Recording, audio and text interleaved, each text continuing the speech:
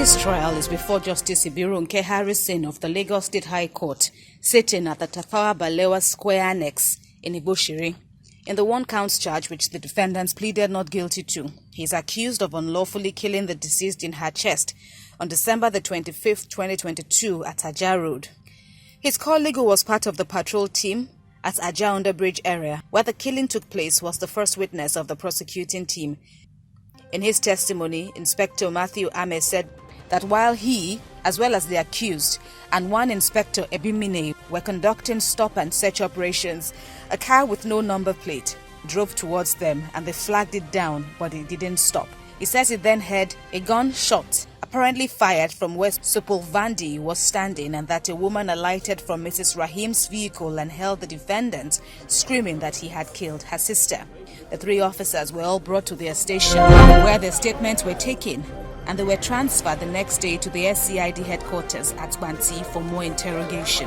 It's resolved that within all our powers, no crime will go unpunished, and that we will bring the full weight of the law to bear on anybody, particularly those who take the lives of our citizens in an unlawful manner. We need to watch the proceedings, and we are here to demonstrate our commitment to pursue this matter to its logical conclusion, and that's what we would do, not only for Omobolanle, who happens to be our colleague, but anyone who suffers as a result of the excesses of law enforcement agencies. Is a responsibility of the Nigerian Bar Association to look after every Nigerian. A now viral recorded audio of the former Vice President Atiku Abubakar was recently released by one of his associates, Mike Achimogu. It had Mr. Atiku allegedly confessing to having accepted an over 100 million naira bribe in the form of a donation through a firm. The audio recording has stirred political reactions and comments from Nigerians across all media platforms. This World Press Conference by the Joint Media Directorate of the APC Presidential Campaign Council in Abuja is to state its position on the matter. The allegations are serious and, if true, questions the suitability of the PDP presidential candidate to contest in the forthcoming presidential elections. The council has urged Atiku Abubakar to come clean on the allegations. Now, we want to make the point that Atiku does not enjoy immunity simply because he is a presidential candidate.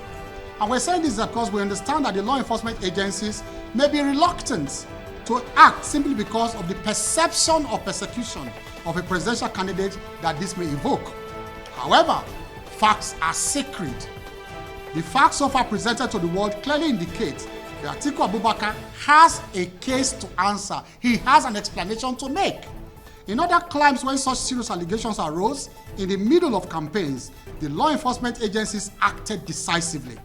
You may recall that in 2016, in the middle of campaigns for the exalted office of the Presidency of the United States, the FBI opened investigation into allegation of misuse of private emails against Hillary Clinton when she was Secretary of State. In fact, the case was referred to the Justice Department for likely prosecution few weeks to actual voting.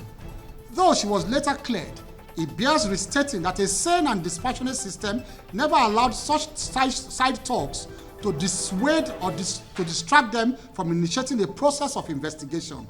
That is. Some security personnel are seen barricading the entrance to the Labour Party secretariat. Some leaders of the party are left outside the gate to lament over their refusal to enter the premises, citing security reasons. The former chairman of the party is fingered as the cause of the crisis due to alleged mismanagement of funds and anti-party activities. When I walked down here with my people, the secretariat was locked with key and security. Deprive us from going into the secretariat that belongs to all of us, for us to discuss our problems and have a solution to it. So I don't take that as an insult, but I take that as what the killers of Labour Party and the obedient movement. What led to the Congress is the mismanagement of funds, anti-party, and mismanagement of our money, and free donations from individuals to the state chairman.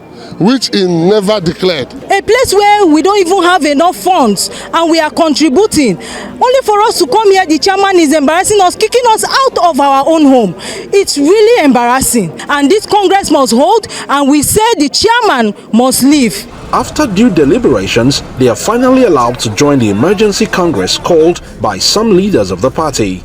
The chairman, Eneizi Dowa, is sacked to salvage the situation. He is immediately replaced by the former vice chairman, Bayelsa Central, A.B. Sikpi, who promises to get the party back on track. I accepted because I want the tension of members to be doused, and I want the party to forge ahead. I am here, as a comrade to make sure things go right. We'll look at the issues, which have made members to be aggrieved and address them one after the other. We'll make sure the party is united in the interest of the election of our principal, Peter Obi.